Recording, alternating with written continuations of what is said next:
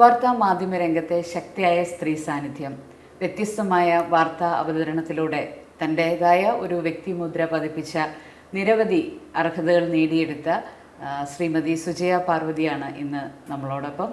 Welcome Sujaya. നമസ്കാരം. Sujaya Parvathi, bold and beautiful journalist, ഇങ്ങനെ ഒരു ടൈറ്റിൽ അതിനെ എങ്ങനെ കാണുന്നു? അങ്ങനെയൊരു ടൈറ്റിൽ ഏതൊരു സ്ത്രീയും ആഗ്രഹിക്കുന്ന ഒന്നല്ലേ. അതിൽ ബോൾഡ് എന്ന ഭാഗത്തിനാണ് ഞാൻ കൂടുതൽ പ്രാധാന്യം കൊടുക്കുന്നത്. കാരണം സൗന്ദര്യം എന്ന് പറയുന്നത് എല്ലാവരിലും ഉള്ളതാണ്, എല്ലാ മനുഷ്യർക്കും ഉള്ളതാണ്. പക്ഷേ സൗന്ദര്യം എന്ന് പറയുന്നത് ആപേക്ഷികവുമാണ്. പക്ഷേ നമ്മൾക്ക് സ്ഥിരമായി വേണ്ടത് ബോൾഡായിരിക്കുക, ആ ഒരു ബോൾഡ്നെസ്സോട് കൂടി കാര്യങ്ങൾ അവതരിപ്പിക്കുക, അതൊക്കെ ആയിരിക്കും. അപ്പോൾ ആ രീതിയിലുള്ള ഒരു ടൈറ്റിൽ അത് നമ്മളെ കാണുന്ന അല്ലെങ്കിൽ നമ്മളെ ഇഷ്ടപ്പെടുന്ന ആളുകൾ തരികയാണെങ്കിൽ അത് സ്വീകരിക്കുക എന്നല്ലാതെ ഞാൻ ഇതാണ് അല്ലെങ്കിൽ ഞാൻ ഇന്നതാണ് എന്ന് സ്വയം പറയാൻ ഞാൻ ആഗ്രഹിക്കുന്നില്ല. അതുകൊണ്ട് ആളുകൾ അങ്ങനെ കാണാൻ ആഗ്രഹിക്കുന്നെങ്കിൽ അതിൽ സന്തോഷം, അത്രയേ ഉള്ളൂ. അപ്പം ബോൾഡ്നെസ് ഉള്ളവരായിരിക്കണം സ്ത്രീകൾ, പ്രത്യേകിച്ച് ബോൾഡായിട്ട് കാര്യങ്ങളെ അവതരിപ്പിക്കണം എന്ന് തന്നെയാണ് സുജയ പറയുന്നത്. ജീവിതത്തിൽ എല്ലാ മനുഷ്യരും ബോൾഡായ തീരുമാനങ്ങൾ എടുക്കണം. അതിപ്പോൾ ഞാനായാലും മാഡം ആയാലും നമ്മൾ സ്ത്രീകളായാലും പുരുഷന്മാരായാലും ഞാനത് ഒരു മനുഷ്യൻ എന്ന നിലയിൽ കാണാനാണ് ആഗ്രഹിക്കുന്നത്. അപ്പോൾ ഒരു മനുഷ്യൻ ഏറ്റവും വേണ്ട ഒരു ഗുണമെന്ന് പറഞ്ഞു കഴിഞ്ഞാൽ ജീവിതത്തിൽ സ്വന്തം ജീവിതത്തിലെ തീരുമാനങ്ങൾ അതെടുക്കുന്നതിന് അത് കൃത്യമായി ആലോചിച്ചുറപ്പിച്ച് എടുക്കാൻ സാധിക്കണം. ആ എടുത്ത തീരുമാനത്തിൽ ഉറച്ചു നിൽക്കാൻ കഴിയണം. അതിനെയാണ് ഞാൻ ഈ 4 അക്ഷരം BOLD അതുകൊണ്ട് ഞാൻ ഉദ്ദേശിക്കുന്നത്. അപ്പോൾ ബോൾഡ് ഡിസിഷൻസ് എന്ന് പറയുന്നത് അത് മെയിൽ ആൻഡ് ഫീമെയിൽ എലൈക്ക് ഒരുപോലെ തന്നെ നമുക്ക് എടുക്കാൻ കഴിയണം. ആ എടുത്ത തീരുമാനത്തിൽ ഉറച്ചു നിൽക്കാനും കഴിയണം. പക്ഷേ നമ്മുടെ നാട്ടിൽ പലപ്പോഴും സ്ത്രീകൾക്കൊരു ബോൾഡായിട്ടൊരു അഭിപ്രായം പറയാൻ സാധിക്കാത്ത അവസ്ഥയുണ്ടല്ലോ. അപ്പോൾ അവിടെ വ്യത്യസ്തമായി നിൽക്കുമ്പോൾ നേരിടുന്ന വെല്ലുവിളികൾ ഞാൻ ഒരിക്കലും ബോൾഡായി നിൽക്കുകയല്ല, ഞാനായി നിൽക്കുകയാണ്. അപ്പോൾ അത് കാഴ്ചയിൽ ഒരുപക്ഷെ ബോൾഡായി നിൽക്കുന്നതായിട്ട് തോന്നുന്നതാകാം. ഞാൻ 1% പോലും ഞാനല്ലാതെ ഒരിടത്തും നിന്നിട്ടില്ല. അതിലെനിക്ക് അതെൻ്റെ ഒരു ഉറച്ച തീരുമാനമാണ്. ആ തീരുമാനത്തിൽ ഞാൻ ബോൾഡാണ്. അതായത് ഞാനായിട്ട് മാത്രമേ എക്സിബിറ്റ് ചെയ്യുകയുള്ളൂ. അത് ഓൺ ക്യാമറ ആയാലും, ഇപ്പോൾ ഓൺ ക്യാമറ നമ്മൾ തമ്മിൽ സംസാരിക്കുന്നതായാലും പുറത്തായാലും ഈ ഒരു വ്യക്തിയെ കാണാൻ കഴിയുള്ളൂ. ജെനുവിനായിട്ട് നമ്മളെ തന്നെ എക്സിബിറ്റ് ചെയ്യുകയാണ് എന്നുണ്ടെങ്കിൽ ആളുകൾക്ക് നമ്മിൽ ഒരു വിശ്വാസം തോന്നും, സ്നേഹം തോന്നും. അവർ പറയുന്നത് ശരിയാണല്ലോ, എനിക്ക് പറയാനുള്ളതാണല്ലോ അവർ പറയുന്നത്. ആ ഒരു കണക്ട് നമുക്ക് ഉണ്ടാക്കിയെടുക്കാൻ പറ്റും. അങ്ങനെയാണ് നമ്മൾ ആളുകളിലേക്ക് ഇറങ്ങി ചെല്ലേണ്ടതെന്നാണ് ഞാൻ കരുതുന്നത്. എനിക്ക് തോന്നുന്നു അങ്ങനെ തന്നെയായിരിക്കും ഈ ബോൾഡ് എന്നുള്ള ഒരു ഐഡന്റിറ്റി കിട്ടിയതെന്ന് ഞാൻ വിശ്വസിക്കുന്നു. ഓക്കെ, ഈ ഒരു ജേർണി നോക്കുമ്പോൾ ദൂരദർശനിൽ നിന്ന് തുടങ്ങി ഇപ്പോൾ റിപ്പോർട്ടർ ചാനലിൻ്റെ ഒരു എഡിറ്റോറിയൽ വിങ്ങിലേക്ക് എത്തി നിൽക്കുന്നു. വാർത്താ മാധ്യമ രംഗത്ത് നമ്മുടെ നാട്ടിലുണ്ടായിരിക്കുന്ന ആ മാറ്റങ്ങളെ എങ്ങനെയാണ് സുജയുടെ കണ്ണിലൂടെ കാണുന്നത്? ഇപ്പോൾ വിപ്ലവകരമായ മാറ്റങ്ങളാണ് സംഭവിച്ചുകൊണ്ടിരിക്കുന്നത്. ഏറ്റവും ഒടുവിൽ എത്തി നിൽക്കുന്ന റിപ്പോർട്ടറാണെങ്കിൽ ഇപ്പോൾ ഏഷ്യയിലെ തന്നെ ഏറ്റവും വലിയ സാങ്കേതിക വിദ്യയോട് കൂടിയാണ്. സാങ്കേതിക തികവിൽ ഇന്ന് മലയാള ദൃശ്യമാധ്യമങ്ങളിൽ മാത്രമല്ല മറ്റ് ഭാഷകളിലുള്ള മാധ്യമങ്ങളിൽ തന്നെ മുന്നിലേക്ക് എത്തി നിൽക്കുന്ന അത്രയും സാങ്കേതിക തികവുള്ള ഒരു ടീമിനൊപ്പമാണ് ഞാൻ ജോലി ചെയ്യുന്നത്. അപ്പോൾ ഇതിൻ്റെ managing director Andrew Augustine sir ആയാലും ഈ ഒരു ഫേമിലേക്ക് എന്നെ വിളിക്കുമ്പോൾ അതിനകത്ത് നമ്മുടെ ടാലൻറ്റിനൊപ്പം തന്നെ നിൽക്കുന്ന സാങ്കേതിക വിദ്യ കൂടിയുണ്ട്. അങ്ങനെയുള്ള ഒരു ഫുൾ ടീമിനൊപ്പം ജോലി ചെയ്യാനാണ് ക്ഷണിക്കുന്നത്. അപ്പോൾ അങ്ങനെയുള്ള മാറ്റത്തിൽ ഏറ്റവും പുതിയ മാറ്റത്തിനൊപ്പമാണ് ഞാനിപ്പോൾ നിൽക്കുന്നത്. നാളെ ഇതിനേക്കാൾ വലിയ മാറ്റങ്ങൾ ഈ സ്ഥാപനം തന്നെ കൊണ്ടുവന്നേക്കാം. അപ്പോൾ ആ മാറ്റത്തിനൊപ്പം നമ്മളും അതിനനുസരിച്ച് ചലിക്കുക എന്നുള്ളതാണ്. നമ്മൾ ഒരിക്കലും സ്റ്റാൻഡ് സ്റ്റിൽ ആയി പോകരുത് എന്നുള്ളതാണ്. ദൂരദർശനിൽ തുടങ്ങി ഞാനിപ്പോൾ ഇവിടെ എത്തി നിൽക്കുന്നുണ്ടെങ്കിൽ ദൂരദർശൻ എന്ന് പറയുന്നത് ഒരു അടിസ്ഥാന ശിലയാണ്. അതെ, അടിത്തറ കെട്ടി ഒരു പതിയൊരു വീട് ഉയരുന്നത് പോലെയാണ്. ഇനിയിപ്പോൾ അതൊരു 2 നില വീടാകാം, 3 നില വീടാകാം, ആ വീടിന് കൂടുതൽ മോടി കൂട്ടാം. പക്ഷെ നമ്മൾ അടിസ്ഥാനമിട്ട ഇടം അത് മറക്കാൻ പാടില്ല. അവിടെ നിന്ന് തുടങ്ങി ആ യാത്രയിലുടനീളം നമ്മൾ വന്ന വഴികളെ വിസ്മരിക്കാതെ എന്നാൽ ഗ്രോത്ത് ഓറിയന്റഡ് ആയിട്ട് പോകണമെന്ന്. അതെ, ഗ്രോത്തിലേക്ക് നമ്മൾ ശ്രദ്ധിക്കുമ്പോൾ എപ്പോഴും നമ്മൾ ചിലപ്പോൾ ചില വാല്യൂസ് ഒക്കെ വിട്ട് കളയാറുണ്ട്. റിലേഷൻഷിപ്സ് നമ്മൾ ബ്രേക്ക് ചെയ്യാറുണ്ട്. എനിക്ക് ഉറപ്പിച്ച് പറയാൻ പറ്റും, ഞാൻ ഒരു ബന്ധങ്ങളും മുറിച്ചിട്ടില്ല. ഒരു ബന്ധങ്ങളും മുറിക്കാതെയാണ് യാത്ര. ഒരു സ്ഥാപനത്തോട് തൊട്ട് ഇവിടെ വരെയുള്ള ആ ജേണിയിൽ അങ്ങനെ ഒരു ഒരു സ്ഥാപനത്തെ തീർച്ചയായും ആ ഓരോ സ്ഥാപനത്തോട് നമ്മൾ എപ്പോഴും പറയുമല്ലോ, നമ്മൾ ഗ്രാറ്റിറ്റ്യൂഡ് ഉള്ളവരായിരിക്കണം. തുടങ്ങിയ സ്ഥാപനം മുതൽ ഇപ്പോൾ എത്തി നിൽക്കുന്ന സ്ഥാപനം വരെ. ഇതേ റിപ്പോർട്ടറിൽ തുടക്കകാലത്ത് 2011 ഞാൻ ജോലി ചെയ്തതാണ്. അതിൻ്റെ അന്നത്തെ ചുമതലക്കാരനായിരുന്ന നികേഷ് കുമാർ സാറാണ്. സാറിനെ ഞാൻ എൻ്റെ ഒരു പലയിടത്തും ഞാൻ പറഞ്ഞിട്ടുള്ളതാണ്. സാറൊക്കെ സ്ക്രീനിൽ ജ്വലിച്ച് നിൽക്കുന്നത് കണ്ട് ആ സമയത്ത് സ്കൂൾ വിദ്യാഭ്യാസം നടത്തിയിരുന്ന ആളാണ് ഞാൻ. എനിക്കിന്ന് സാർ ഉണ്ടായിരുന്ന, ഇപ്പോൾ സാർ കുറച്ച് നാൾക്ക് മുൻപാണ് സാർ എഡിറ്റോറിയൽ ബോർഡിൽ നിന്ന് ഇറങ്ങിയത്, പൂർണ്ണ രാഷ്ട്രീയ പ്രവർത്തനത്തിലേക്ക് മാറിയത്. അതിന് തൊട്ട് മുൻപ് വരെ അന്ന് കണ്ട 2011 റിപ്പോർട്ടറിൻ്റെ ആദ്യ ശില സ്ഥാപിച്ചത് മുതലുള്ള ആ ടീമിനൊപ്പം നിന്ന അതേ ആളെ വീണ്ടും 13ാമത്തെ വർഷവും തിരിച്ചു വിളിച്ച് കയറ്റണമെന്നുണ്ടെങ്കിൽ ആ വ്യക്തിയും ആ സ്ഥാപനവും അന്നത്തെ ഉടമയും തമ്മിലുള്ള ബന്ധം അത്രയും സ്ട്രോങ് ആയിരിക്കണം. അല്ലെങ്കിൽ ഒരു നോ മതി. എനിക്കൊപ്പം വന്ന് ജോലി ചെയ്തപ്പോൾ കൊള്ളില്ലായിരുന്നു. ആ ഗ്രാറ്റിറ്റ്യൂഡ് ഞാൻ കീപ്പ് ചെയ്യുന്നത് കൊണ്ടാണ് ഇപ്പോൾ ഏഷ്യാനെറ്റ് ന്യൂസ് എന്ന സ്ഥാപനത്തിലാണ് ഞാൻ ഏറ്റവും ദീർഘമായ കാലയളവിൽ ജോലി ചെയ്തത്. എന്നെ ഒരുപാട് കാര്യങ്ങൾ പഠിപ്പിച്ചത് അവിടെയുള്ളവരാണ്. അതിലൊരാളുമായിട്ട് പോലുമുള്ള ഒരു ബന്ധം മുറിക്കേണ്ട ഒരു സാഹചര്യം എനിക്കില്ല. അത് ആ സ്ഥാപനത്തോടുള്ള എൻ്റെ ഒരു കൂറാണ്. അതെവിടെ ജോലി ചെയ്താലും നമ്മൾ കൂറുള്ളവരായിരിക്കണം. കാരണം ഒരു മാസം നമ്മൾ അവിടെ നിന്ന് ശമ്പളം വാങ്ങി ജോലി ചെയ്തതാണ്. ശമ്പളത്തെക്കാൾ ഉപരിയായി നമ്മൾ ആ സ്ഥാപനത്തിന്റെ ഭാഗമായിരുന്നു. ഞാൻ ഓൺ ചെയ്യുന്നുണ്ട്. പലപ്പോഴും എനിക്ക് തോന്നാറുണ്ട്, നമ്മളൊരു എംപ്ലോയി ആയിരിക്കുമ്പോൾ ഒരു സ്ഥാപനത്തിൽ നിന്ന് ഇറങ്ങി മറ്റൊരു സ്ഥാപനത്തിലേക്ക് എത്തിക്കഴിയുമ്പോൾ പാടയും മറക്കുകയും അല്ലെങ്കിൽ അതിനെ ഒരു ക്രിട്ടിസൈസിങ് നേച്ചറിലേക്കൊക്കെ പോകുന്ന അത്തരത്തിൽ ചിന്തിക്കാൻ സാധ്യതയുള്ളിടത്ത് സുജയ വളരെ ഡിഫറെൻ്റ് ആയിട്ടാണ് നിൽക്കുന്നത്. ഡിഫറെൻ്റ് എന്നുള്ളതല്ല, എനിക്ക് തോന്നുന്നു അങ്ങനെ ആയിരിക്കണം. ഇപ്പോൾ നമ്മൾ പറഞ്ഞു ചെറുപ്പം മുതലേ അല്ലെങ്കിൽ ചെറിയ പ്രായം മുതലേക്ക് ഇതിനോടൊരു താല്പര്യം, അല്ലെങ്കിൽ പബ്ലിക് സ്പീക്കിംഗ്, ജേർണലിസം, ഇങ്ങനെ ഇതിലേക്കൊരു താല്പര്യം ചെറുപ്പം തൊട്ടേ ഉണ്ടായിരുന്നോ? അങ്ങനെയാണെങ്കിൽ ആരാണ് എക്സാക്ട്ലി ഒരു ജേർണലിസത്തിലേക്ക് ഗൈഡ് ചെയ്തത്? അങ്ങനെ ഒരാളെ എടുത്ത് പറയാൻ കഴിയില്ല. ഞാൻ നികേഷ് സാറിന്റെ കാര്യം പറഞ്ഞല്ലോ. നികേഷ് സാറ് സ്ക്രീനിൽ കണ്ട് നമുക്ക് അങ്ങനെ ഒരു താല്പര്യം തോന്നിയിട്ടില്ല. രാജ്ദീപ് സർദേശായി ആയാലും അങ്ങനെ മലയാളമായാലും ഇംഗ്ലീഷ് ആയാലും ഞാൻ ഹിന്ദി ന്യൂസ് ചാനൽസ് ഒന്നും ചെറുപ്പത്തിലധികം കണ്ടിട്ടില്ല, അല്ലെങ്കിൽ അങ്ങനെയുള്ളത് കാണാനുള്ള അവസരം ഉണ്ടായിട്ടില്ല. കൂടുതലും ഈ രണ്ട് ജാനറിൽ നിന്ന് മാത്രമാണ് എനിക്ക് നോക്കാൻ പറ്റിയിട്ടുള്ളത്. പത്രം വായിക്കുന്ന ഒരു ശീലം വേണം, അല്ലെങ്കിൽ പത്രം വായിക്കണമെന്ന് പറഞ്ഞു തന്നിട്ടുള്ളതൊക്കെ അച്ഛനാണ്. അപ്പോൾ അങ്ങനെ പത്രം വായിക്കും, പുസ്തകങ്ങൾ വായിക്കും, ലൈബ്രറിയിലെ പുസ്തകങ്ങൾ വായിക്കണം എന്നൊക്കെ പറഞ്ഞു തുടങ്ങുന്ന ടീച്ചേഴ്സാണ്. ഈ വായിച്ചു തുടങ്ങിയ സമയത്താണ് എഴുതാൻ പറ്റുമെന്ന് മനസ്സിലായത്. അങ്ങനെ എഴുതുമ്പോൾ അത് പ്രോത്സാഹിപ്പിച്ച അധ്യാപകരുണ്ട്. എനിക്ക് തോന്നുന്നു മലയാളം അധ്യാപകർക്കൊരു നല്ല ക്രെഡിറ്റ് ഉണ്ട്. കാരണം എന്നെ പഠിപ്പിച്ചിട്ടുള്ള, ചെറിയ ക്ലാസ് മുതലേ പഠിപ്പിച്ചിട്ടുള്ള, അക്ഷരം പഠിപ്പിച്ചത് മുതൽ ഇങ്ങോട്ട് പഠിപ്പിച്ചിട്ടുള്ള മലയാളം അധ്യാപകർക്ക് ഒരു വലിയ താല്പര്യം, ഉച്ചാരണമൊക്കെ നല്ലതാണ്. അപ്പോൾ പ്രസംഗ മത്സരങ്ങൾക്ക് പോകണമെന്ന് അങ്ങനെ എൻ്റെ അച്ഛൻ ഒരിക്കലും എന്നെ ഒന്നിനും നിർബന്ധിച്ചിട്ടില്ല. അപ്പോൾ ആദ്യമായിട്ട് പ്രസംഗത്തിന് കൊണ്ടുപോകണം എന്ന് പറയുന്ന ഒരു രാഷ്ട്രീയ നേതാവാണ്. ഇവള് നന്നായി സംസാരിക്കുന്നുണ്ടല്ലോ എന്ന് പറഞ്ഞുകൊണ്ട് അങ്ങനെ പ്രസംഗിക്കാനായിട്ട് അച്ഛൻ്റെ അടുത്ത് പറഞ്ഞ്, അച്ഛൻ്റെ ഒരു സുഹൃത്ത് മുൻ DCC പ്രസിഡന്റ് ഒക്കെ ആയിരുന്നു, ജോഷി ഫിലിപ്പ്, കോട്ടയത്തെ. അപ്പോൾ അച്ഛൻ്റെ സുഹൃത്തായിരുന്നു. അപ്പോൾ അങ്ങനെ ഒരു പൊതുവേദിയിൽ കൊണ്ടുപോയി ഒരു കവലയിലൊക്കെ നിന്ന് പ്രസംഗിക്കാൻ. അപ്പോൾ അന്ന് വളരെ ചെറുതാണ്, ഇതേക്കുറിച്ചൊന്നും അറിയാതെ പറഞ്ഞു തന്നത് എന്താണോ അത് പറയുക. പിന്നീടാണ് എഴുതി തയ്യാറാക്കിയ പ്രസംഗങ്ങളൊക്കെ പറഞ്ഞു തുടങ്ങിയത്. പിന്നീട് വിഷയം കിട്ടിക്കഴിഞ്ഞാൽ അപ്പോൾ തന്നെ അതിൽ സംസാരിക്കാൻ പറ്റുന്ന രീതിയിലേക്ക് പിന്നീട് മാറി.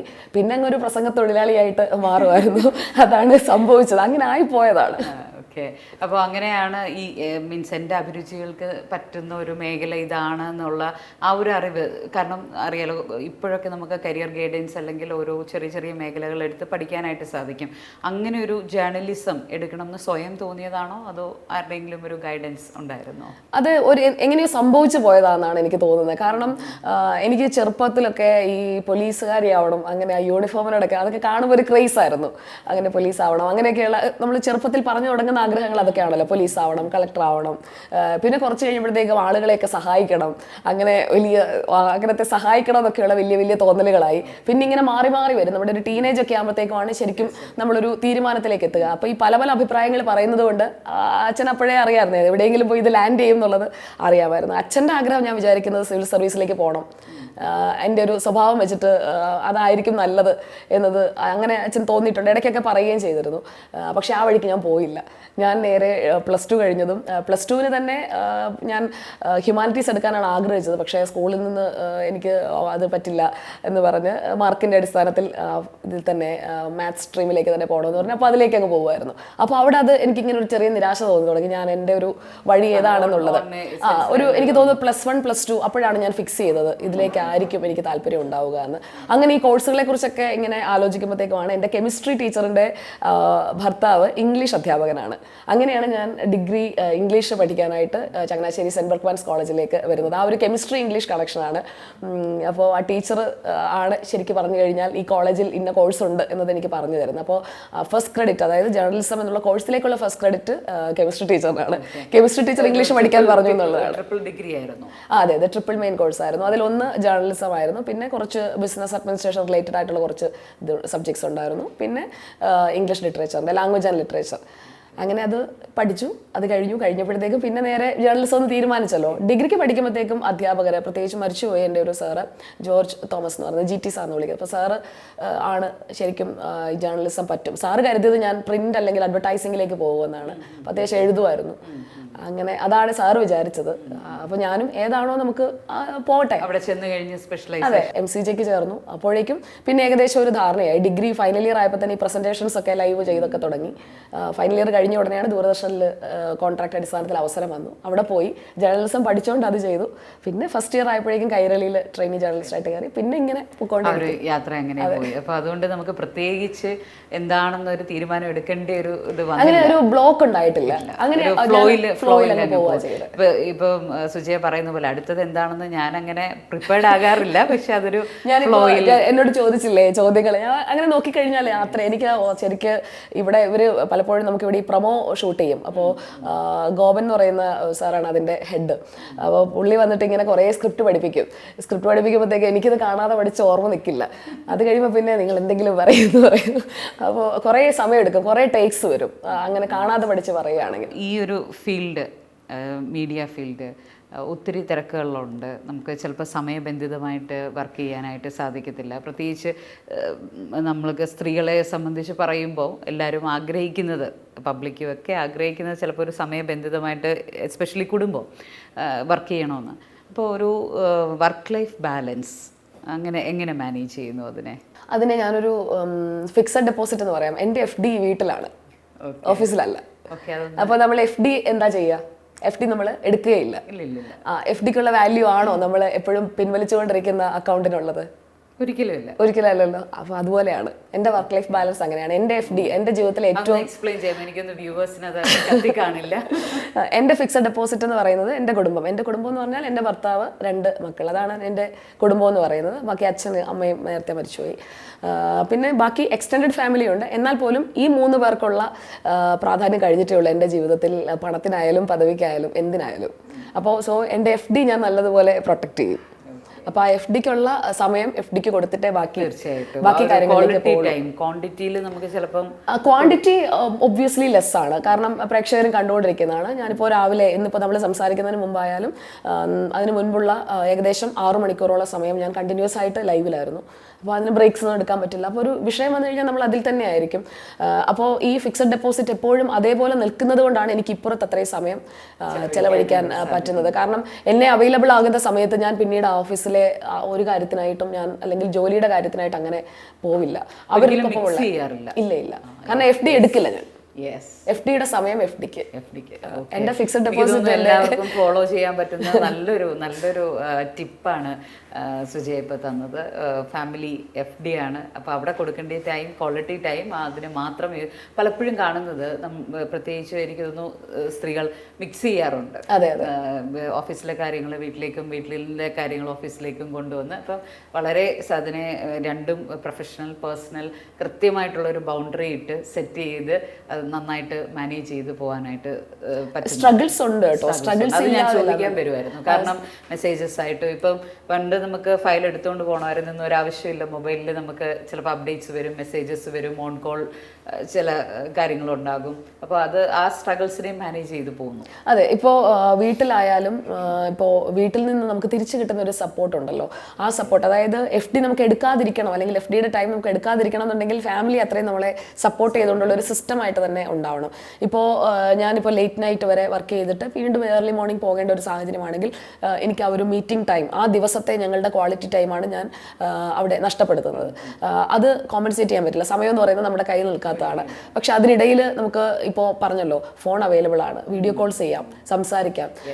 അപ്പോൾ ഒരു ദിവസം ഞങ്ങൾ ഉച്ച സമയത്ത്, അതായത് കുട്ടികൾ സ്കൂൾ വിട്ടുന്ന ഒരു സമയത്ത് ഒരു ജസ്റ്റ് 1 മിനിറ്റ് ആണെങ്കിൽ പോലും ഡെയിലി ആ ഒരു കോൾ അത് നിർബന്ധമാണ്. ഇപ്പോൾ ഹസ്ബൻഡ് ആണെങ്കിലും ഇപ്പോൾ ഞങ്ങളുടെ കല്യാണമൊക്കെ കഴിഞ്ഞിട്ട് ഇപ്പോൾ ഫസ്റ്റ് ഇയറിൽ, അതായത് വിവാഹം കഴിഞ്ഞിട്ടുള്ള ആദ്യത്തെ വർഷം സംസാരിക്കുന്ന അതേ രീതിയിലും അതേ ഇൻറ്റൻസിറ്റിയിലും പരസ്പരം സംസാരിക്കാൻ പറ്റാറുണ്ട്. അപ്പോൾ അതുകൊണ്ട് ഇപ്പോൾ ഭക്ഷണം കഴിച്ചോ അങ്ങനെയുള്ള കാര്യങ്ങളൊക്കെ ആദ്യ വർഷമായിരിക്കുമല്ലോ മിക്കവാറും ഭാര്യ ഭർത്താവ് ബന്ധത്തിൽ കാണുന്നത്. അതിപ്പോൾ എൻ്റെ കല്യാണം കഴിഞ്ഞിട്ട് 14ാമത്തെ വർഷമാണ്. ഇന്ന് ഉച്ചയ്ക്കും അത് തന്നെയാണ് സംസാരിച്ചത്. അപ്പോൾ ആ രീതിയിൽ അപ്പോൾ ഞാൻ ഇൻ്റർവ്യൂവിൻ്റെ കാര്യം പറഞ്ഞു. അപ്പോൾ ഇങ്ങനെ ഞാൻ പറഞ്ഞു, ഞാൻ വേണേൽ പുകഴ്ത്തി പറയാം എന്നൊക്കെ പറഞ്ഞു. അപ്പോൾ നീ പുകഴ്ത്തി പറയേണ്ടുള്ളത് പറഞ്ഞു. അപ്പൊ ഞാൻ പറഞ്ഞ ആ ഒരു ഫ്രണ്ട്ലി റിലേഷൻഷിപ്പ് നമ്മൾ മെയിൻറ്റെയിൻ ചെയ്യാന്നുള്ളത്, അതിന് നമ്മൾ ടെക്നോളജിയെ ഉപയോഗിക്കുക. ഇപ്പൊ നമുക്ക് ഒരു വാട്സാപ്പിന്റെ തന്നെ ഗ്രൂപ്പ് കോളിൽ അറ്റൻഡ് ചെയ്തുകൊണ്ട് അച്ഛനും അമ്മയും വേറെ സ്ഥലത്ത് മക്കൾ വേറെ സ്ഥലത്താണെങ്കിലും ഡെയിലി കോൺവെർസേഷൻ നിർബന്ധമാണ്. സംഭാഷണം ഇല്ലാതാവുമ്പോഴാണ് ബന്ധങ്ങൾ. തീർച്ചയായിട്ടും ഇത് പ്രത്യേകം എല്ലാവരും ശ്രദ്ധിക്കേണ്ടുന്ന ഒരു പോയിന്റ് ആണെന്ന് എനിക്ക് തോന്നുന്നു. പലരും പറയാറുണ്ട് ഞങ്ങൾ ഒരുമിച്ചല്ല, പ്രത്യേകിച്ച് പേരൻസും കുട്ടികളും മാറി നിൽക്കുന്ന, അല്ലെങ്കിൽ ഹസ്ബൻഡ് വൈഫും മാറി നിൽക്കുന്ന. അപ്പം ആ ഒരു ഡിസ്റ്റൻറ്റ് റിലേഷൻഷിപ്പാണ് ഇന്ന് കൂടുതൽ. പക്ഷേ നമുക്ക് പലപ്പോഴും ഇതുപോലെ ഒത്തുകൂടാൻ സമയം കിട്ടാതെ വരുമ്പോൾ നമുക്ക് ടെക്നോളജി അവിടെ യൂസ് ചെയ്യാം അല്ലേ. ഒരു വീഡിയോ കോൾ, അല്ലെങ്കിൽ ഒരു വോയിസ് മെസ്സേജ്, ഒരു ഹായ്, അല്ലെങ്കിൽ ഒരു ഇമോജി, ഇറ്റ്സ് ഇനഫ്. ഞാൻ തന്നെ ഓർക്കുന്നുണ്ടെന്ന് പറയാൻ, അല്ലെങ്കിൽ ആ ഒരു പ്രസൻസ് ഫീൽ ചെയ്യാൻ വളരെ വളരെ നല്ല. ബ്രേക്കപ്സ് ഉണ്ടാവാതിരിക്കാൻ എന്ത് ചെയ്യണം? നമ്മൾ ആ റിലേഷൻ ബ്രേക്ക് ആവാതെ നോക്കണം. ബ്രേക്ക് ആവുന്ന എപ്പോഴാണ്? കമ്മ്യൂണിക്കേഷൻ ഇല്ലാതാവുമ്പോൾ. ചാനലിലെ വാർത്താ താരം വീട്ടിലെ ഒരു സ്ട്രിക്റ്റ് മോമാണോ? സ്ട്രിക്റ്റ് ആണോ എന്ന് ചോദിച്ചാൽ അല്ല, ഒരിക്കലും അല്ല. ഇപ്പൊ മോളൊക്കെ ശരിക്കും ഫ്രണ്ട്സിന്റെ കൂട്ടാണ്. അങ്ങോട്ടും ഇങ്ങോട്ടും നമ്മൾ നിക് നെയിംസ് ഒക്കെ വിളിക്കുന്ന അത്രയും. ഇപ്പൊ അത് പിന്നെ മാത്രമല്ല, എൻ്റെ ഒരു സ്ട്രെസ് ഉണ്ടാകുന്ന ലെവൽ എത്രയാണെന്നൊക്കെ അവർക്ക് അറിയാം. കാരണം ഈ ജോലിയുടെ ഒരു സ്ട്രെസ് എത്രത്തോളം ഉണ്ടാകും. എനിക്ക് തോന്നുന്നു അതും ആ കമ്മ്യൂണിക്കേഷനിലൂടെ നിങ്ങളെല്ലാം പരസ്പരം അങ്ങോട്ടും ഇങ്ങോട്ടും. ഇപ്പൊ കണ്ടിങ്ങനെ നമ്മളിപ്പോ ഇതിനകത്ത് കുറച്ചിങ്ങനെ ശബ്ദമൊക്കെ ഇങ്ങനെ ഇപ്പൊ കണ്ടിന്യൂസ് ലൈവിൽ ഇപ്പം കുറെ ദിവസം സംസാരിച്ചുകൊണ്ട് എൻ്റെ ആക്ച്വൽ ശബ്ദം അല്ല, അടഞ്ഞിരിക്കുന്ന ശബ്ദമാണ്. അപ്പൊ ആ ശബ്ദം അടഞ്ഞാൽ തന്നെ, അല്ലെങ്കിൽ ചുമച്ചാൽ തന്നെ ആദ്യം ചോദിക്കും. വീട്ടിൽ ചെന്ന് കയറുമ്പോഴേ എന്ത് പറ്റിയെന്ന്, ശബ്ദമൊക്കെ ഇങ്ങനെ ആയിരുന്നല്ലോ, അങ്ങനെ ആ ഒരു ടോണിലാണ്. അപ്പോൾ അങ്ങനെ എന്നെ കെയർ ചെയ്യുന്നുണ്ട് നന്നായിട്ട്. ഞാൻ കെയർ ചെയ്യുന്നതിനേക്കാളും എന്നെ കെയർ ചെയ്യുന്ന മക്കളാണ്. അപ്പോൾ അത് നമുക്ക് ഫീൽ ചെയ്യും. നമ്മൾ എന്ത് പ്രൊഫഷനിൽ എവിടെയൊക്കെ എത്തിയെന്ന് പറഞ്ഞാലും നമ്മളുടെ ഫാമിലിയിലേക്കാണല്ലോ ചെല്ലുന്നത്. മാത്രമല്ല ഇപ്പൊ അവരെ മാറ്റി നിർത്തിക്കൊണ്ട്, അല്ലെങ്കിൽ അവരെയും കൂടി ഉൾപ്പെടുത്താതെ എനിക്ക് മാത്രമായിട്ടൊരു നേട്ടമെന്ന് പറഞ്ഞാൽ ഞാൻ അതിന്റെ പിന്നാലെ പോവില്ല. അവരെയും കൂടി ഉൾപ്പെടുന്ന നേട്ടങ്ങൾ മതി. അങ്ങനെ തന്നെയാണ് ഞാൻ ഇതുവരെ ചെയ്തിട്ടുള്ളത്. ഇപ്പൊ അങ്ങനെ ഒരു സ്ട്രിക്റ്റ് മോം ആവേണ്ടെന്ന കാര്യമില്ല. ഇല്ല, അവര് കാര്യങ്ങൾ നന്നായിട്ട് ചെയ്യുന്നുണ്ട്. ശരിക്കും സ്ട്രിക്റ്റ് മോം എന്ന് ഉദ്ദേശിക്കുന്നത് എന്താണ്? നമ്മളെപ്പോഴും വഴക്ക് പറയുന്ന ഡിസിപ്ലിൻ. നമ്മുടെ നാട്ടിൽ പ്രത്യേകിച്ച് ടീനേജിലോട്ട് കുട്ടികൾ കയറുമ്പോൾ അതുവരെ നമ്മുടെ നാട്ടിലൊരു കോൺസെപ്റ്റില്ല, കുഞ്ഞല്ലേ കുട്ടിയല്ലേ എന്ന് പറഞ്ഞിട്ട് all of a sudden teenage ആകുമ്പോഴത്തേന് പേരൻസ് സ്ട്രിക്റ്റ് ആവാൻ തുടങ്ങുന്നു. അത് ശരിക്കും ഒരു നെഗറ്റീവ് ഇമ്പാക്റ്റ് ആണ്. അതിൽ ഞാൻ മനസ്സിലാക്കിയ കാര്യം എന്താണെന്ന് വെച്ചാൽ, ഇപ്പോൾ എൻ്റെ ആ പ്രായത്തിൽ അച്ഛൻ ഒറ്റയ്ക്കാണ് എന്നെ വളർത്തിയത്. ഇപ്പോൾ എൻ്റെ മകൾക്ക് അച്ഛനും അമ്മയും ഉണ്ട്. അപ്പോൾ അച്ഛൻ ശരിക്കും അമ്മയുടെ ഒരു കെയറും കൂടി ചേർത്താണ് ആ സമയത്ത് എന്നോട് കാണിച്ച ഒരു കെയർ. അതായത് നമ്മൾക്ക് ഈ ഒരു 12th അല്ലെങ്കിൽ 12 വയസ്സിൽ നിന്ന് 13 വയസ്സിലേക്കൊക്കെ കയറുന്ന സമയത്താണ് ഏറ്റവും കൂടുതൽ ഈ മൂഡ് സ്വിങ്സ് ഉണ്ടാകുന്നത്. മാത്രമല്ല ഫ്രണ്ട്സ്, അതുവരെ ഉണ്ടായിരുന്ന ഫ്രണ്ട്സിന് പോരാന്ന് തോന്നും, അല്ലെങ്കിൽ അവരുമായിട്ടുള്ള കമ്മ്യൂണിക്കേഷൻ കുറയും. അപ്പോൾ അത് എനിക്കും ഉണ്ടായിട്ടുള്ളതാണ്, അത് എൻ്റെ മകൾക്കും ഉണ്ടാകുന്നത് എനിക്ക് തിരിച്ചറിയാൻ കഴിയണം. ഞാൻ പറയുന്നത് നമ്മളൊരു അണ്ടർസ്റ്റാൻഡിങ് മോം ആവുക എന്നുള്ളതാണ്. സ്ട്രിക്റ്റ് മോമിന് എന്നതിനേക്കാളും ഞാൻ മനസ്സിലാക്കുന്ന ഒരു അണ്ടർസ്റ്റാൻഡിങ് മോം. പേരൻസ് കുട്ടികളെക്കാളും വേഗത്തിൽ ഇമ്പൾസീവ് ആകുന്നതാണ് ഇന്നത്തെ പ്രശ്നം. ട്രിഗർ ആവും. എൻ്റെ ക്യാരക്ടർ അങ്ങനെ, ഞാൻ പെട്ടെന്ന് ട്രിഗർ ആവുന്ന ആളാണ്. പക്ഷെ ഇപ്പൊ ഞാനത് കൺട്രോൾ ചെയ്ത് പിടിക്കുന്നതെന്ന് വെച്ച് കഴിഞ്ഞാൽ ഈ അഡോളസൻസിന്റെ ചേഞ്ച് എനിക്കറിയാം. അപ്പോൾ നമ്മൾ ഈ ഒരുപാട് അഗ്രസീവ് ഇതിലേക്ക് പോകാതിരിക്കുന്നതാണ് നല്ലത്. കാരണം ഇപ്പോഴത്തെ ജനറേഷനിലെ കുട്ടികൾ എന്ന് പറയുന്നത് ഞാൻ കടന്നു വന്ന ജനറേഷനേക്കാൾ എൻറ്റയർലി ഡിഫറെന്റ് ആണ്. കാരണം അവർക്ക് ഈ കോവിഡ് ലോക്ക്ഡൌൺ വന്നപ്പോഴേക്കും ഒരുപാട് ആക്സസ് കിട്ടി. അപ്പോൾ അവർക്ക് ലോകം നമ്മളെക്കാൾ അറിയാം, സാധ്യതകൾ അറിയാം. അതെ, അപ്പോൾ അതുകൊണ്ട് നമുക്കൊന്നും ആ ഒരു ആക്സസേ ഉണ്ടായിരുന്നില്ല. നമ്മുടെ ഒരു കുട്ടിക്കാലം എന്ന് പറയുന്നത് എൻറ്റയർലി ഡിഫറെന്റ് ആയിരുന്നു. അപ്പോൾ ആ സമയത്ത് എൻ്റെ അച്ഛൻ എന്നോട് സ്ട്രിക്റ്റ് ആയിരുന്നിരിക്കാം, അമ്മ ഉണ്ടായിരുന്നെങ്കിൽ ഒരു പക്ഷേ അമ്മയും സ്ട്രിക്റ്റ് ആയിരുന്നിരിക്കാം. എൻ്റെ ഫ്രണ്ട്സിൻ്റെ പേരൻസ് വളരെ സ്ട്രിക്റ്റ് ആയിട്ട് ബിഹേവ് ചെയ്യുന്നൊക്കെ ഞാൻ കണ്ടിട്ടുണ്ട്, അടിക്കുമെന്നൊക്കെ അവർ വന്ന് പറയും. പക്ഷെ അങ്ങനെയുള്ള സ്ട്രിക്റ്റ് ആയിട്ടുള്ള പേരൻറ്റിങ് കൊണ്ട് നമ്മൾ എന്ത് നേടുന്നു എന്നത് കൂടിയുണ്ട്. അവരായിട്ട് വിടുക. ഇപ്പോൾ എൻ്റെ അച്ഛൻ ആഗ്രഹിച്ചതുപോലെ ഞാൻ സിവിൽ സർവീസിലേക്കല്ല വന്നത്, പക്ഷേ ഞാൻ തിരഞ്ഞെടുത്ത മേഖലയിൽ ഞാൻ മുന്നോട്ട് പോയിട്ടുണ്ട്. ഇപ്പോൾ എൻ്റെ മകൾക്ക് എന്താണോ വളർന്നു വരുമ്പോൾ അവൾ ആഗ്രഹിക്കുന്നത് ആ രീതിയിൽ അവൾ പോവുക, നന്നായിട്ട് നല്ല ബേസിക് എഡ്യൂക്കേഷൻ കൊടുക്കുക, അതിനുള്ള എല്ലാ സൗകര്യങ്ങളും നമ്മൾ ഒരുക്കി. പലപ്പോഴും എനിക്ക് തോന്നുന്നു ഈ ടീനേജിലേക്ക് കയറുമ്പോൾ പേരൻസ് ഭയങ്കരമായിട്ട് ആൻഷ്യസ് ആകുന്ന കാണാം കുട്ടികളെ ഓർത്ത്. കാരണം ഇപ്പം എന്നോട് ഇങ്ങനെ ബിഹേവ് ചെയ്താൽ ഫ്യൂച്ചറിൽ എന്താകും, നാളെ അവളുടെ അല്ലെങ്കിൽ പാർട്ട്ണർ റിലേഷൻഷിപ്പിൽ എന്താകും, അവളുടെ മാരേജിൽ എന്താകും, അങ്ങനെ ഒരു ഫ്യൂച്ചർ ആൻസൈറ്റി വെക്കേണ്ട കാര്യമേ ഇല്ല അല്ലേ? ഫ്യൂച്ചർ എന്ന് പറയുന്നത് നമ്മുടെ കയ്യിലല്ലല്ലോ. ഇപ്പൊ നാളെ ഞാൻ ഉണ്ടോ എന്നറിയില്ല. ഇപ്പൊ ഈ സംസാരിച്ചിരിക്കുന്ന അടുത്ത മൊമെന്റിൽ നമുക്ക് ബ്രീത്ത് ഉണ്ടാവുമോ എന്ന് നമുക്കറിയില്ല. പിന്നെ നമ്മൾ എന്തിനാണ് ഈ ലോങ് ടേമിലേക്ക് നോക്കി അങ്ങനെ സ്വപ്നം കാണുന്നത്? കുട്ടികൾ അവർ വളർന്നു വരട്ടെ. ഇപ്പോൾ എൻ്റെ മകളാണെങ്കിലും ഈ പറയുന്ന രീതിയിൽ എല്ലാ സബ്ജക്റ്റുകൾക്കും ഫുൾ മാർക്ക് വാങ്ങിക്കുന്ന ആളൊന്നുമല്ല. വേണമെങ്കിൽ അവിടെ ഇരുത്തി പഠിപ്പിച്ച് ഫുൾ മാർക്ക് വാങ്ങിപ്പിക്കാം, സ്പൂൺ ഫെഡ് ചെയ്യാം, അവളിലുള്ള ആ ഒരു ഇൻറ്റ്യൂഷൻ ഉണ്ട്, പല കാര്യങ്ങളും ചോദിച്ച് മനസ്സിലാക്കാനായിട്ടുള്ള അവളുടെ ഒരു ഈഗർനെസ് ഉണ്ട്, അതൊക്കെ നഷ്ടപ്പെടും. ഇഷ്ടപ്പെടും. പല കാര്യങ്ങളും പുതുതായിട്ട് പഠിക്കാനായിട്ടൊക്കെ. ഇപ്പോൾ അവള് മറ്റ് ലാംഗ്വേജസ് പഠിക്കാനായിട്ട് ആഗ്രഹം കണ്ടിട്ട് ഈ ഡ്യുവോലിംഗോ ഒക്കെ എടുത്തിട്ട് അതിൽ അവൾ തന്നെയാണ് ഓരോ കാര്യങ്ങൾ പോയി ചെയ്ത് നോക്കുന്നത്. അങ്ങനെ പാട്ട് പഠിക്കുന്നതിനായാലും അങ്ങനെ ഓരോ കാര്യത്തിനും അവൾ എടുക്കുന്ന ഇൻട്രസ്റ്റ് വഴി അവൾ അവളുടേതായ ഏരിയാസ് നോക്കിയിട്ട് അതിലൊന്നിൽ അവൾ സെറ്റിൽ ഡൗൺ ചെയ്യും, ഞാൻ ചെയ്തതുപോലെ. അപ്പോൾ അതൊരിക്കലും ഞാൻ ആഗ്രഹിക്കുന്നതാവണമെന്നില്ല. അതിൽ അവൾ സെറ്റിൽ ഡൗൺ ചെയ്യട്ടെ. അവളെന്നല്ല, ഏത് കുഞ്ഞായാലും ആ കുഞ്ഞിൻ്റെ ഒരു കരിയർ ആ കുഞ്ഞ് ഒരു +1 +2 ആവുമ്പോൾ ഡിസൈഡ് ചെയ്യും. ഷുവറാണ്. അതിപ്പോൾ എഞ്ചിനീയറിംഗ്, മെഡിസിൻ അങ്ങനെയുള്ള പരമ്പരാഗത മേഖലയാണെങ്കിൽ അതിന് നമുക്ക് ഫിനാൻഷ്യലി അസിസ്റ്റ് ചെയ്യാം, അല്ലെങ്കിൽ നല്ല കോളേജസ് ഫൈൻഡ് ഔട്ട് ചെയ്ത് കൊടുക്കാം. അങ്ങനെ നമുക്ക് ചെയ്യാൻ പറ്റുന്ന അസിസ്റ്റൻസ് ആണ് നമ്മൾ കൊടുക്കേണ്ടത്. അല്ലാതെ അവരുടെ മേലിൽ നമ്മൾ ഓവർ പവർ ചെയ്യരുത്. ഓവർ പവർ ചെയ്ത് അവരുടെ ക്രിയേറ്റിവിറ്റിയും പോകും, അവരുടെ നല്ല ഒരു ലൈഫും പോകും. ശരിക്കും ഈ ഒരു 15 വയസ്സ് വരെയൊക്കെയുള്ള സമയമാണ് അവരെ നമ്മൾ ഫ്രീ ആക്കി വിടേണ്ടത്. അതേസമയം തന്നെ അവർ മറ്റു ലഹരിയോ അങ്ങനെയുള്ളതൊക്കെ ഉപയോഗിക്കുന്നുണ്ടെങ്കിൽ ഉറപ്പായിട്ട് നമ്മൾ ഫ്രീഡം വിത്ത് ഗൈഡൻസ്. യെസ്. അടുത്തിടെ എനിക്ക് കിട്ടിയ ഒരു കേസ് എന്ന് പറയുന്നത്, അവർ 3 ഫ്രണ്ട്സ് ചേർന്നിട്ടുള്ള വാട്സപ്പ് ഗ്രൂപ്പ്. അപ്പോൾ അതിൽ ഫ്രണ്ട് റിമൂവ് ചെയ്തു, ആ ഗ്രൂപ്പിൽ നിന്ന് റിമൂവ് ചെയ്തു. ഭയങ്കര ഡിപ്രസ്ഡ് ആയിപ്പോയി കുട്ടി. അപ്പോൾ ഡിപ്രസ്ഡ് ആയി പോയപ്പോൾ ഞാൻ ചിന്തിക്കുന്നത്, ഈ 3 പേരുള്ള ഗ്രൂപ്പിനകത്ത് മാത്രം, അല്ലെങ്കിൽ ആ ഒരു സങ്കടത്തെ ഓവർകം ചെയ്യാൻ പറ്റാത്ത വിധത്തിൽ ഒരു സപ്പോർട്ട് സിസ്റ്റം അല്ലെ അത് കിട്ടുന്നില്ല എന്നുള്ളതാണ്. അപ്പോൾ എനിക്ക് തോന്നുന്നു അങ്ങനെ നമ്മളൊരു സപ്പോർട്ട് സിസ്റ്റമായിട്ട് തന്നെ നിൽക്കണം അല്ലേ?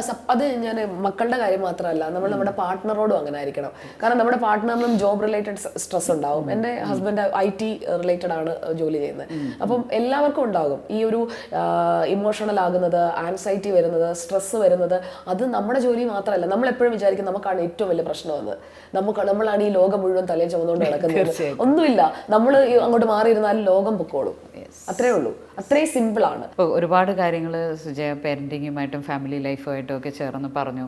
അപ്പോൾ ഇപ്പം നമ്മൾ ടിപ്പുകളുടെ കാലമാണല്ലോ. അപ്പോൾ can you share few tips for parenting? Parenting ടിപ്പെന്ന് പറഞ്ഞു കഴിഞ്ഞാൽ അങ്ങനെ ടിപ്പാണോ എന്ന് എനിക്കറിയില്ല. നമ്മൾ അവരുടെ ബെസ്റ്റ് ഫ്രണ്ട് ആവുകയാണെന്നുണ്ടെങ്കിൽ ഫസ്റ്റ് തിങ് അതാണ് ചെയ്യേണ്ടതെന്ന് എനിക്ക് തോന്നുന്നു. പ്രത്യേകിച്ച് ഏജ് നോക്കാതെ തന്നെ ത്രൂ ഔട്ട്. ഇപ്പോൾ ചെറിയ പ്രായം തൊട്ടേ ഒരു 3-4 വയസ്സാകുന്നത് പോലെ കുഞ്ഞ് അമ്മയുമായിട്ട് അല്ലെങ്കിൽ അച്ഛനുമായിട്ട് കമ്മ്യൂണിക്കേറ്റ് ചെയ്ത് നടക്കും. ഞാൻ പേരൻ്റ് എന്നുള്ളത് 2 പേരും ഈക്വൽ ഇമ്പോർട്ടൻസ് ആണ്. ഇപ്പം കൂടുതൽ സമയം എൻ്റെ മക്കൾക്കൊപ്പം കൂടുതൽ സമയം കിട്ടുന്നത് അവരുടെ അച്ഛനാണ്. ഞാൻ ഈ ജോലി കഴിഞ്ഞ് തിരിച്ചെത്തുമ്പോഴേക്കും രാത്രിയിൽ മിക്കവാറും 10-11 മണിയാവും. രാവിലെ അവരെ സ്കൂളിൽ വിട്ടതിന് ശേഷം ഞാൻ പോരുന്നതാണ്. ഒരു 8:30 കൂടി വീട്ടിൽ നിന്ന് ഇറങ്ങിയാൽ തിരിച്ച് രാത്രി 11-നാണ് ഞാൻ എത്തുന്നത്. എൻ്റെ യൂഷ്വൽ ഷെഡ്യൂൾ അതാണ്. അപ്പോൾ അതിനിടയിലൊക്കെ ഈ കോൾസും ഇങ്ങനെയുള്ള സംഭാഷണങ്ങളും മാത്രമേ ഉള്ളൂ. അപ്പോൾ നേരിട്ട് നമ്മൾ ഫിസിക്കൽ പ്രസൻസ് ഉള്ള സമയം എന്ന് പറയുന്നത് ലിമിറ്റഡ് ആണ്. പക്ഷേ അവർ അതിനു വേണ്ടി വെയിറ്റ് ചെയ്യുകയും അങ്ങനെ ഇൻട്രാക്ഷൻ എല്ലാ ദിവസവും നടക്കുകയും ചെയ്യും. നമ്മൾ അവൈലബിൾ ആയിരിക്കുന്ന സമയം നമ്മൾ അവരോട് കൂടുതൽ ഇൻട്രാക്ട് ചെയ്യുക എന്നുള്ളത് പ്രധാനപ്പെട്ടതാണ്. അത് ചിലപ്പോൾ നമ്മൾ ഒന്നിച്ചിരുന്നൊരു റീലൊക്കെ കാണുന്നതായിരിക്കും. ചിലപ്പോൾ മോള് വീട്ടിൽ വന്നു കഴിയുമ്പോഴത്തേക്കും ആയിരിക്കും ഇത് കണ്ടോ അമ്മ എന്നൊക്കെ പറഞ്ഞു കൊണ്ടുവന്ന് കാണിച്ചു തരും. അപ്പോൾ ചിലപ്പോൾ ഒരുപാട് ചിരിക്കാനുള്ള എന്തെങ്കിലും ആയിരിക്കും. അല്ലെങ്കിൽ വേറെ ഏതെങ്കിലും ഒരു പസിലോ അങ്ങനെ എന്തെങ്കിലും കൊണ്ടുവന്നിട്ട് ഇത് ഞാൻ തീർത്തു, ഇതിങ്ങനെയായി എന്ന് പറയുമ്പോൾ നമ്മൾ അതിലൊന്ന് കുറച്ച് നമ്മൾ ഇൻവോൾവ് ആകണം. അപ്പോൾ ഞാൻ പറയുന്ന ഒന്നാമത്തെ കാര്യം നമ്മൾ പറയുന്നത് മാത്രം കേട്ട് ചെയ്യാനുള്ളവരല്ല കുഞ്ഞുങ്ങൾ. മോണോലോഗ് അല്ല, ഡയലോഗ് ഉണ്ടാവണം. ഒരു ഗിവ് ആൻഡ് ടേക്ക് പ്രോസസ്. അതെ, അവരുടെ ഭാഗത്തുനിന്ന് ഇൻപുട്സ് എടുക്കണം. അപ്പോൾ എന്നാൽ മാത്രമേ നമുക്ക് ഇപ്പോൾ ചിലപ്പോൾ നമ്മൾ കണ്ടിട്ടുള്ള ഒരു കോമഡി ഇതൊക്കെ ആയിരിക്കും അവർ കൊണ്ട് കാണിച്ചു തരിക. പക്ഷെ നമ്മൾ ആദ്യം കാണുന്നത് പോലെ അവർക്കൊപ്പം ഇരുന്ന് വീണ്ടും കാണുമ്പോൾ അവർക്കതൊരു സന്തോഷമാണ്. പിന്നെ ചിലപ്പോൾ ഒക്കെ നല്ല സിനിമയൊക്കെ ഒന്നിച്ചിരുന്ന് കാണുന്നത്, അങ്ങനെ ഇൻട്രാക്ഷൻസ് ആണ് ഞാൻ ആഗ്രഹിക്കുന്നത്. അല്ലെങ്കിൽ അതായിരിക്കാം അങ്ങനെ പേരൻസും കുട്ടികളും തമ്മിലുള്ള ഒരു ബോണ്ടിങ് സ്ട്രോങ് ആക്കുക, ഒരു ബോണ്ടിങ് ഉണ്ടാവും, ഒരു ബോണ്ടിങ്ങിലേക്ക് പോവുക. അത് നമ്മൾ ഫ്രണ്ട്സിനോട് എങ്ങനെ ഇന്ററാക്ട് ചെയ്യുക, ഫ്രണ്ട്സും അവരും നമ്മൾ എന്തെങ്കിലും ബാരിയേഴ്സ് വെച്ചിട്ടാണോ, നമ്മുടെ ബെസ്റ്റ് ഫ്രണ്ട്സിനോട് എങ്ങനെ ഇന്ററാക്ട് ചെയ്യുക, എല്ലാ കാര്യവും പറയും. അപ്പോൾ നമ്മുടെ വീട്ടിലുള്ള എല്ലാ കാര്യവും നമ്മൾക്ക് 4 പേർക്കും അറിയാം. ഇങ്ങനെയൊക്കെ ആണെങ്കിലും സുജയ എനിക്കറിയാം സ്ട്രെസ്സുണ്ട്. ഇന്ന് പ്രത്യേകിച്ച് WHO കണക്ക് പറയുന്നത് 4-ൽ ഒരാൾക്ക് ഇന്ന് മെൻ്റൽ ഹെൽത്ത് ഇഷ്യൂസായിട്ട് തന്നെ ഉണ്ടെന്നാണ് പറയുന്നത്. അപ്പോൾ ഈ കൈൻഡ് ഓഫ് സ്ട്രെസ്സസിനെയൊക്കെ എങ്ങനെ മാനേജ് ചെയ്യാൻ പറ്റും? സ്ട്രെസ് ശരിക്കും നമ്മുടെ കൂടെ തന്നെ ഉണ്ട്, ഓൾവേസ് ലൈക്ക് എ ഷാഡോ. നമ്മൾ സ്ട്രെസ് ഇല്ല, ഞാൻ ഭയങ്കര ഹാപ്പിയാണ് എന്നൊക്കെ പറഞ്ഞു കഴിഞ്ഞാൽ അത് നുണയാണ്. എല്ലാവർക്കും സ്ട്രെസ് ഉണ്ട്. അതിപ്പോൾ ഇത് കണ്ടുകൊണ്ടിരിക്കുന്ന ആളുകൾക്കായാലും എല്ലാവർക്കും അതിൻ്റെ ഒരു ലെവൽ എന്ന് പറയുന്ന പെർസെൻറ്റേജസ് അത് ഡിഫറെൻ്റ് ആയിരിക്കുമെന്നേ ഉള്ളൂ. ചില ദിവസങ്ങളിൽ നമുക്ക് വർക്കിംഗ് അവേഴ്സ് കൂടുതലായിരിക്കും. അതിങ്ങനെ പോകുമ്പോഴേക്കും നമുക്ക് കുറച്ച് കഴിയുമ്പോഴത്തേക്കും നമുക്ക് ബോഡി ഫിസിക്കലി നമുക്കത് ഹോൾഡ് ചെയ്യാൻ പറ്റാതെ വരും. അപ്പോൾ ഇപ്പോൾ എനിക്ക് ശബ്ദം പോയിരിക്കുകയാണ്, പക്ഷെ എന്നാലും നമ്മളൊരു കോസിന് വേണ്ടി നിൽക്കുന്നത് കൊണ്ട് നമുക്ക് അതിന് സ്ട്രെസ് ഇല്ലാതെ ജോലി ചെയ്യാൻ പറ്റും. അതേസമയം ഇതേ സിറ്റുവേഷൻ വേറൊരു നമ്മൾ അത്രയും ഇൻട്രസ്റ്റ് എടുക്കാത്ത ഒരു കാര്യമാണ് ചെയ്തുകൊണ്ടിരിക്കുന്നതെങ്കിൽ ആ സ്ട്രെസ് ഭീകരമായിട്ട് ഫീൽ ചെയ്യും.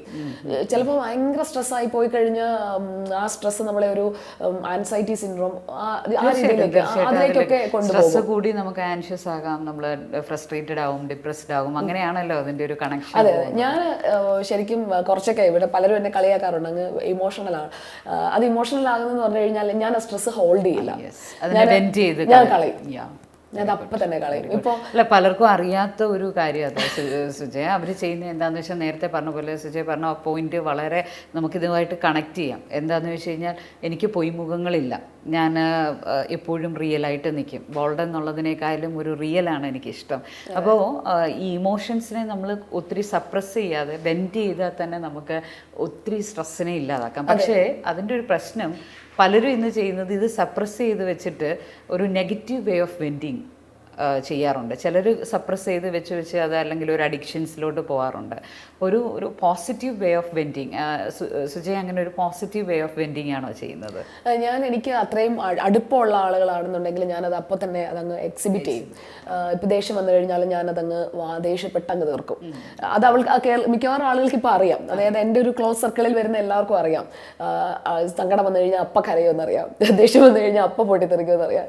അത് പക്ഷേ അതൊരു പബ്ലിക് പ്ലാറ്റ്ഫോമിൽ പരമാവധി ഞാൻ നിയന്ത്രിച്ച് നിർത്താറുണ്ട് അങ്ങനെ സംഭവിക്കാതെ. കാരണം നമ്മുടെ ഒരു അത് ശരിക്കും ഒരു നല്ല ക്വാളിറ്റി അല്ല നമ്മൾ എക്സിബിറ്റ് ചെയ്യുന്നത്. എങ്കിൽ പോലും നമ്മൾ ആ സ്ട്രെസ് ക്യാരി ചെയ്ത് കഴിഞ്ഞാൽ 2-3 ദിവസം കഴിയുമ്പോഴേക്കും അത് നമ്മളെ വല്ലാതെ നെഗറ്റീവായിട്ട് ബാധിക്കും.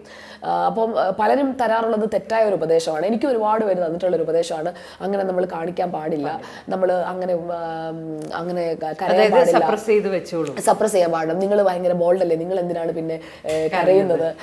ഞാൻ പക്ഷേ എൻ്റെ വേ ഓഫ് ഡൂയിങ് അങ്ങനെയാണ്. ഞാൻ അതിലും എനിക്ക് ഒട്ടും ഒരു 0.01% പോലും എനിക്ക് അതിൽ ഫേക്ക് ചെയ്യാനില്ല. അപ്പോൾ പിന്നെ കരഞ്ഞ് നമ്മളൊന്നും നേടാനല്ലല്ലോ നോക്കുന്നത്, ഇന്നത് വേണം എന്ന് പറഞ്ഞ് വാശി പിടിച്ച് കരയല്ല. നമുക്കത് പറഞ്ഞ ഇമോഷൻ നമ്മൾ പുറത്ത് വിട്ടില്ല എന്നുണ്ടെങ്കിൽ ഒന്നുകിൽ നമുക്കിപ്പോൾ എന്തെങ്കിലും തല്ലിപ്പൊട്ടിച്ചൊക്കെ ദേഷ്യം തീർക്കാം, അല്ല എന്നുണ്ടെങ്കിൽ നമുക്കത് സ്ട്രെസ് കരച്ചിലായിട്ടാണ് പുറത്ത് വരിക. 2 രീതിയിലേ നമ്മുടെ ദേഷ്യം പുറത്തേക്ക് വരുള്ളൂ. അപ്പോൾ ഈ 2 രീതിയിൽ ഏതെങ്കിലും ഒന്ന് സംഭവിച്ചിട്ടുണ്ടെങ്കിൽ ഡിസ്ട്രക്ഷൻ ആകാതെ നമ്മുടെ തന്നെ ഒരു ഓൺ ഫീലിംഗ്സിലൂടെ കളയാന്നുള്ളത്. അതെ അതെ. ഈ നമ്മുടെ സൊസൈറ്റിയിൽ ഇപ്പോഴും ഒരു കൂട്ടം അണ്ടർ പ്രിവിലേജ്ഡ് ആയിട്ടുള്ള മെജോറിറ്റി എന്ന് തന്നെ ഞാൻ പറയും, മെജോറിറ്റി ലേഡീസും ഉണ്ട്. അവരുടെ ഇഷ്ടങ്ങളോ അല്ലെങ്കിൽ അവരുടെ ആഗ്രഹങ്ങളോ ഒന്നും ചെയ്യാൻ പറ്റാതെ വരുന്ന ഒരു കൂട്ടം സ്ത്രീകൾ, അവരോട് ഒരു സക്സസ്ഫുൾ ലേഡി എന്നുള്ള നിലയിൽ സുജയ്ക്ക് എന്താ പറയാനുള്ളത്? എനിക്ക് പ്രിവിലേജസ് ഒന്നും ഇല്ലാത്ത ഒരാളാണ് ഞാൻ. എനിക്ക് സപ്പോർട്ട് ചെയ്യാനായിട്ട് അച്ഛനോ അമ്മയോ സഹോദരങ്ങളോ ഒന്നുമില്ല. ഓക്കെ.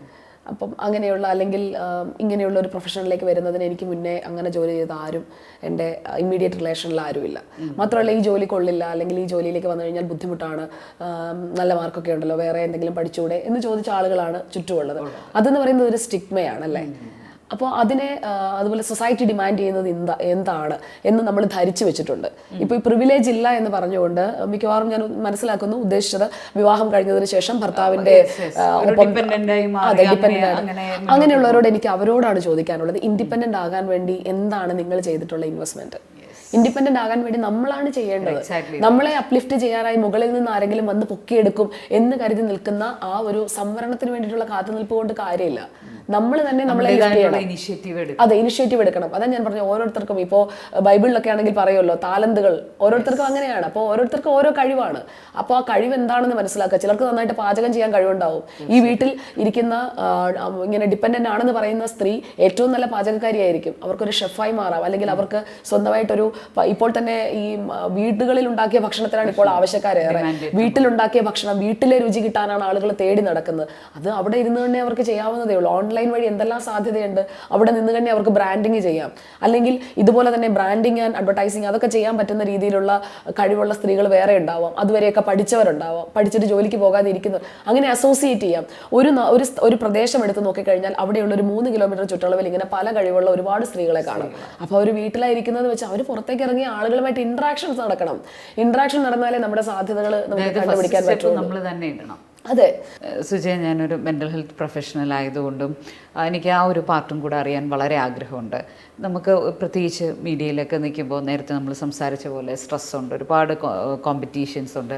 അപ്പം മീഡിയയിൽ നിൽക്കുന്ന, പ്രത്യേകിച്ച് മീഡിയ എന്ന് പറയുന്ന ഒരു പ്രൊഫഷനിൽ മെൻ്റൽ ഹെൽത്തിനുള്ളൊരു പ്രാധാന്യം എന്താണ്? മാധ്യമ മേഖലയിൽ പ്രത്യേകിച്ചും ഈ ന്യൂസിൽ ജോലി ചെയ്യുന്ന ആളുകൾക്കാണ് നെഗറ്റീവാണ് കേൾക്കുന്നതെല്ലാം. ഇപ്പോൾ ഞാൻ സംസാരിച്ചുകൊണ്ടിരിക്കുന്ന ഒരു നെഗറ്റീവ് ന്യൂസിനെ കുറിച്ചായിരുന്നു തുടർച്ചയായിട്ട്.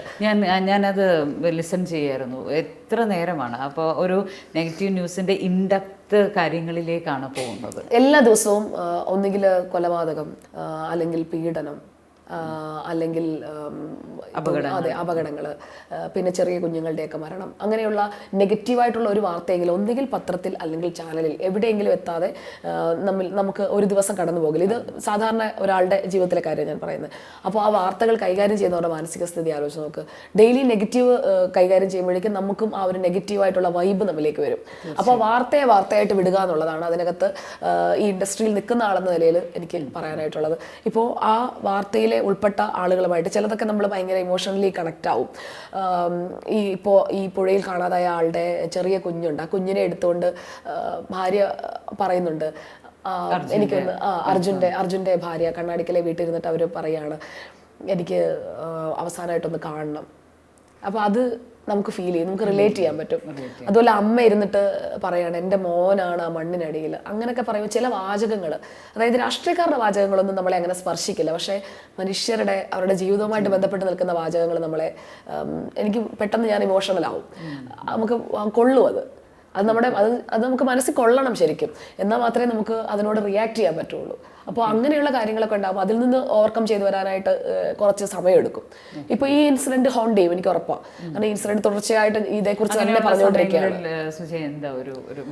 അത് ആ ഒരു മെഡിറ്റേഷൻ ഒക്കെയാണ് പറ്റുന്നത്. മെഡിറ്റേഷൻ ചെയ്യുക, നമ്മൾ കുറെ സമയം വെറുതെ ഇരിക്കുക, സ്പിരിച്വലി കൂടി നമ്മൾ എൻലൈറ്റൻ ആവണം. കാരണം നമ്മുടെ ഒരു ഹോൾ ബീയിങ് എന്ന് പറയുന്നത് ഫിസിക്കൽ മാത്രമല്ലല്ലോ.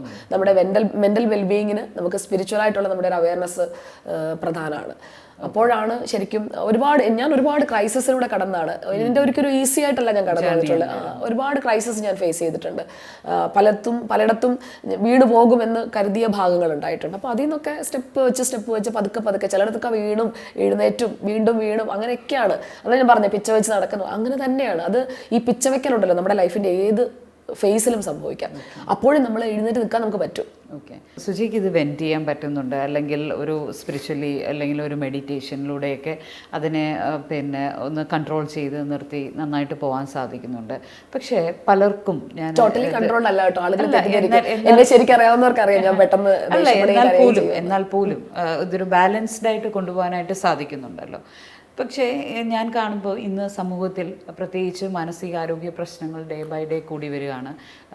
അത് ആൻസൈറ്റി ആയാലും ഡിപ്രഷൻ ആയാലും. പക്ഷേ അവർക്കൊരു സ്റ്റിഗ്മ ആണ് ഒരു കെയർ എടുക്കാൻ, അല്ലെങ്കിൽ ഒരു കൗൺസിലിംഗ് എടുക്കാൻ, ഒരു സൈക്കോളജിസ്റ്റിനെ കാണാൻ. ഈ സ്റ്റിഗ്മ കാരണം ഇന്ന് പലരുടെയും ജീവിതവും നഷ്ടപ്പെട്ടുകൊണ്ടിരിക്കുക. അപ്പോൾ ആ സ്റ്റിഗ്മ ഇറാഡിക്കേറ്റ് ചെയ്യേണ്ടുന്ന ആവശ്യകതയുണ്ടോ? ഒരു പ്രൊഫഷണൽ കെയർ എടുക്കണമോ? എങ്ങനെയാണ് മെൻ്റൽ ഹെൽത്തിനെ ടേക്ക് കെയർ ചെയ്യേണ്ടതെന്നുള്ള സുജയുടെ ഒരു അഭിപ്രായം അറിയാൻ വ്യൂവേഴ്സിന് താല്പര്യമുണ്ടായിരുന്നു. നല്ല പ്രൊഫഷണൽസിനെ കാണുക എന്നുള്ളത് ഒരു മോശം കാര്യമായിട്ട് എനിക്ക് തോന്നുന്നില്ല. ഇപ്പോൾ എനിക്ക് അങ്ങനെ ഒരു സിറ്റുവേഷൻ ഉണ്ടായാൽ ഉറപ്പായിട്ടും ഞാൻ ഈ മേഖലയിൽ പ്രാവീണ്യമുള്ള ഈ അരവൈദ്യൻ ആളെ കൊല്ലുമെന്നാണ്. അങ്ങനെയുള്ളവരുടെ അടുത്ത് പോയി പെടാതിരിക്കുക. നല്ല പ്രൊഫഷണൽസിൻ്റെ അടുത്ത് പ്രൊഫഷണൽ സപ്പോർട്ട് തേടുക എന്നുള്ളത് വളരെ പ്രധാനപ്പെട്ടതാണ്. പ്രത്യേകിച്ച് നമ്മുടെ മനസ്സാണ്. നമ്മുടെ ലൈഫിലെ, അല്ലെങ്കിൽ നമ്മുടെ ലൈഫ് തന്നെ ചേഞ്ച് ആയി പോകും മോശം ആളുടെ അടുത്താണ് നമ്മൾ പോകുന്നതെങ്കിൽ.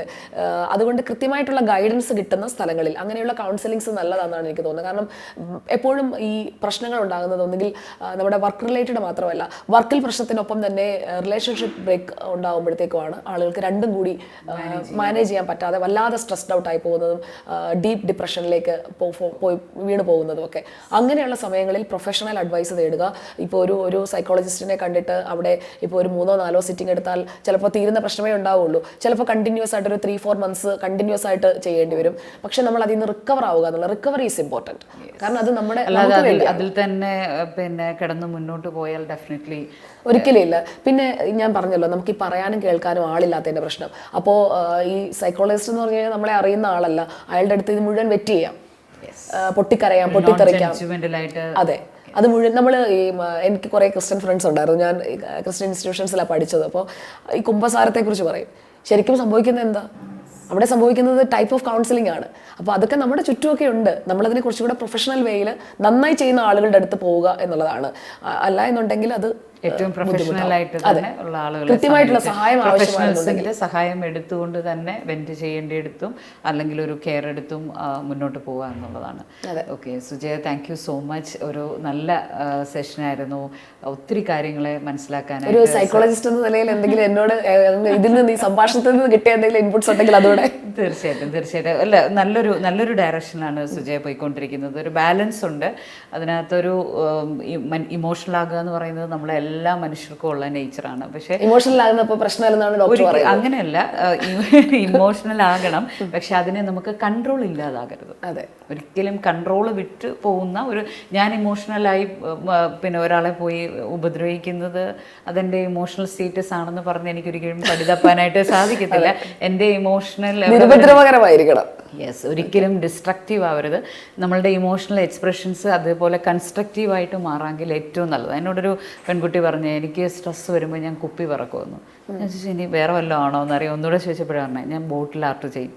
2 ആർട്ട് ചെയ്ത് കഴിയുമ്പോൾ ഞാൻ ഫ്രീ ആയി എന്ന് പറയുന്ന പോലെ നമ്മുടെ ഇമോഷണൽ എക്സ്പ്രഷൻസ് കൺസ്ട്രക്റ്റീവ് ആകണം. കൺസ്ട്രക്റ്റീവ് ആകുമ്പോൾ അത് നമുക്കും നമ്മുടെ ചുറ്റുപാടും നിൽക്കുന്നവർക്കും ഒത്തിരി ഹെൽപ്ഫുൾ ആയിരിക്കും. എനിക്ക് തോന്നുന്നു സുജയ അങ്ങനെ തന്നെയാണ് മുന്നോട്ട് പോകുന്നത്. ഇനിയും ഒത്തിരി ഉയരങ്ങൾ കീഴടക്കട്ടെ എന്ന് ആശംസിക്കുന്നു, ആഗ്രഹിക്കുന്നു. ഇങ്ങനെയൊരു ഓപ്പൺ ടോക്കിന് ഒരു അവസരം തന്നതിൽ എല്ലാവരും നന്ദിയുള്ളവരാണ്. ഒത്തിരി thank you so much. Thank you.